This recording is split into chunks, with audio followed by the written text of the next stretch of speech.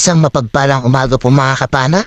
At ito po, muli po tayo nakapag-adventure. Pasensya na, 2 araw tayong hindi nakapag-adventure mga kapana. Kasi sobrang lakas na ng hamihan. At alin dito at ayan yung buwan mga kapana. Malaki na. Oras pala natin yan ay 1:00 ng madaling araw. At ito, paalis na kayo mga kapana. Palabas na kami ng sabahan namin. At abang-abang kayo sa spot natin pupuntan mga kapana. Diyan lang po sa kabilang baryo. Tayo mag-umpisa. A few moments later. Ito, nakarating na tayo mga kapana sa spot. At nandito na tayo sa ilalim ng dagat. Ito yung bumungat. Isang canoping or buksi kung tawagin dito sa amin. Salamat Lord. Magandang buwan naman ang ating napana.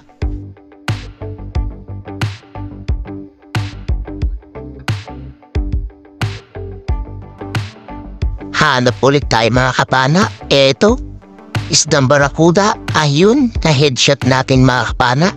Thank you Lord. Pagandang klase ulit na pambenta at pandagdag. Barakuda or babayo kung tawagin dito sa amin. Hindi pa tayo ulit nakakalayo. Eto, nakakita na naman tayo ng barakuda mga kapana or babayo. Sa pool kang babayo ka. Thank you ulit Lord. Napaganda yung tama. Headshot ulit. At eto, mayroon pang isa mga kapana. Kaya nagkasaulit ako dito para mapana ulit ito. Eto siya mga kapana nandito sa bandang babahan natin. Sa pool ka ulit. Ayan, parehas headshot mga kapana. Thank you ulit Lord. At ilalagay ko na sana sa tuhukan ko. Mayroon pa akong nakita ulit mga kapana na isa kaya nagkasaulit tayo. Eto na naman siya Sana makuha natin at mapana. Ayun, tinamaan naman natin mga kapana kaso dapis lang kaya ayun, nakapunit. Salamat na rin at nakadalawa tayong barakuda or babayo. Pandagdag ulit. At dito mga kapana, may 4 na isda tayong nakita. Yung pulang isda. Sa pool kang bubub ka. Bubub kung tawagin yan dito sa amin mga kapana. Thank you Lord. Pang-ulam natin ito. Masarap ito na pampaksim. Ayun, tinamaan yung pangalawang mga kapana. At ayan pa yun sa. Kasaulit tayo para mapana ulit natin. Sa pool ka ulit. Ayun, nakapunit mga kapana. Kasaulit tayo. Meron pang isa dun. Sana matamaan na natin yan. At ayun, medyo mailap. Kaya eto na lang. Yun nandito. Sa pool ka na naman. Hindi tinamaan mga kapana. Hanap tayo na isdang mapapana. Dito sa buhanginan, eto may timbuhan or goldfish. Balaki naman yan kung tawagin dito sa amin. Ayun, tinamaan natin mga kapana kaso nakapunit. Ayun, kumaripas na kaya hinabol natin dyan mga kapana. Sayang naman. Pwede na rin dito pang ulam. Masarap din dito sa paksiw o sa perito. Ito siya. Ayun, tinamaan natin mga kapana. Thank you Lord.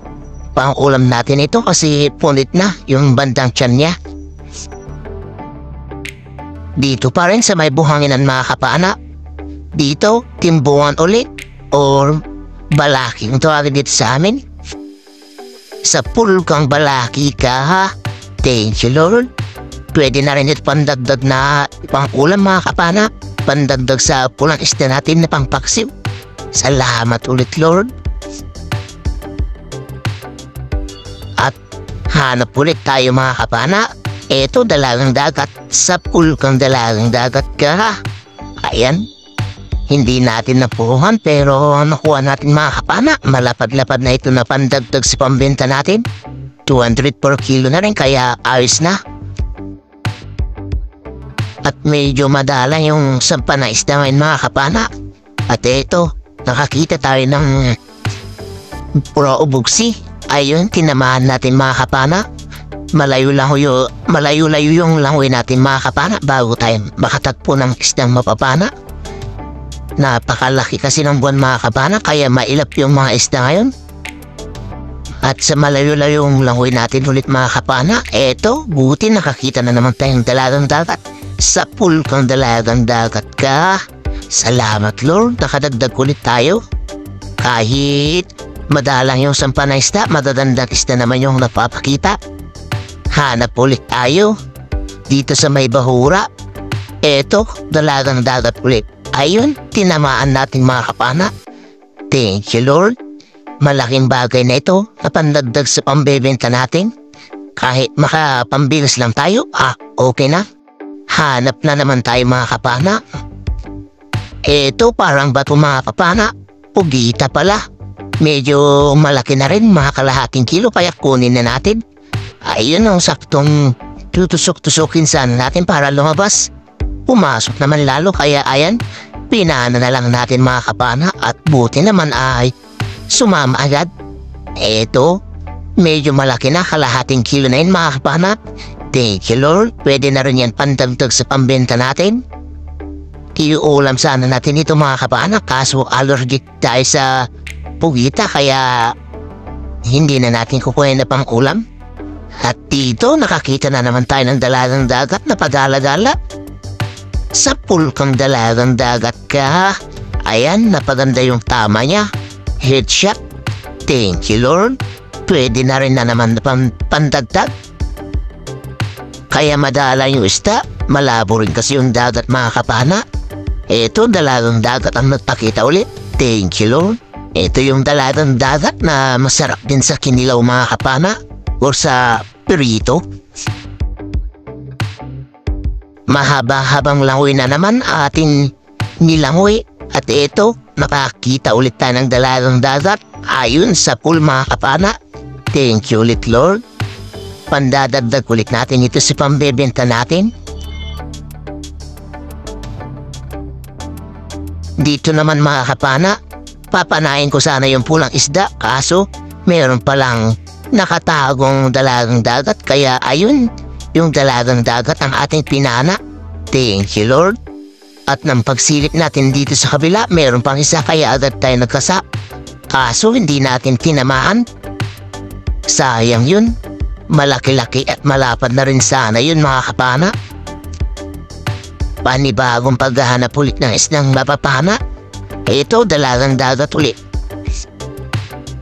Medyo malaki na rin. Sa pulkang dalagang dagat ka. Thank you Lord. Nakakulit tayo ng dalagang dagat na pambebenta. At ilalagay na sana natin yung dalagang dagat. Nakakita ulit tayo na isa. Kaya eto, pinana ulit natin mga kapana at tinamaan naman natin kaya nakadalawa na tayo mga kapana. Thank you Lord. At dito meron pang isa mga kapana kaya eto papanahin ulit natin. At pumarang pa yung pulang isda kaya ayun, hindi na siya gaano kita at nung pinana natin mga kapana, nadapisan lang kaya ayan, hindi natin napanan yan mga kapana. At ayan, naglabo na yung dagat. Tinignan natin kung andito pa siya. Eto, buti na lang at nandito pa. Sa pool ka ulit. Ayan, nakatatlo tayo mga kapana. Thank you Lord. Pandadagdag sa pambebenta natin. Kahit nakadalawang kilong bigas lang tayo sa partiyan, pwede na. At dito mga kapana, jackpot na sana tayo. Malaking dugtut tuna, mga 2 kilohin na, kaso ito yung nangyari. Ayun, kumaripas. Hindi na natin siya nahabol yan mga kapana. At nung hindi na natin mahabol yan mga kapana, natakit na rin tayo sa bangka kasi mag-uumaga na. Abang na lang sa bahay mga kapana at titingnan natin lahat yung mga nakuha nating isda.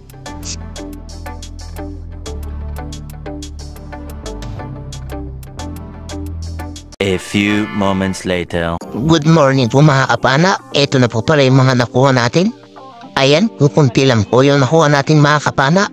Pero ayos na rin yan mga kapana. Makakapang-ulam pa naman tayo ng fresh na isda at makakapambenta. Makakapartiyan din siguro tayo dito mga kapana ng pambili ng 2 kilong bigas. Ayos na. Pwede na rin yan mga kapana kesa yung wala. Eto, kinikilo na. Yung sari-sari natin mga kapana, ayan lang po yung mga nakuha natin. Ayan lang yung madadandang isda natin mga kapana. Yung iba na dyan ay mga pulang isda. yung mga masarap na pampaksiw mga kapana o sinigang. Ayan, 4.6 yung sari natin mga kapana.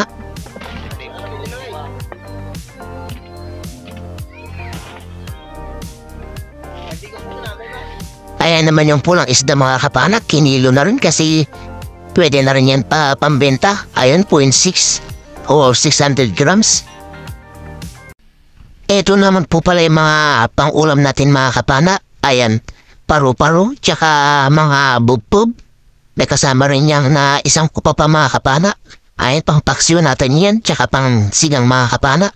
Ayos na yan, masarap yan na pang-ulam mga kapana. Magandang umaga po mga kapana. Ito na po pala yung mga nakuha natin kaninang madaling araw. Yung sari-sari po natin mga kapana ay 4.6 po. Yung bubub po natin, yung pulang isda mga kapana ay 0.6. Yung pugita po mga kapana ay 0.5. Pasensya na pala mga kapana sa pugita, hindi na natin nakuha na ng video sa pagkilo. At ayan po, 5.7 po yung naipatimbang natin na pinabenta. At 2.1 naman po na kilo yung pang-ulam natin. Kaya 7.8 kilos po lahat yung mga nakuha natin.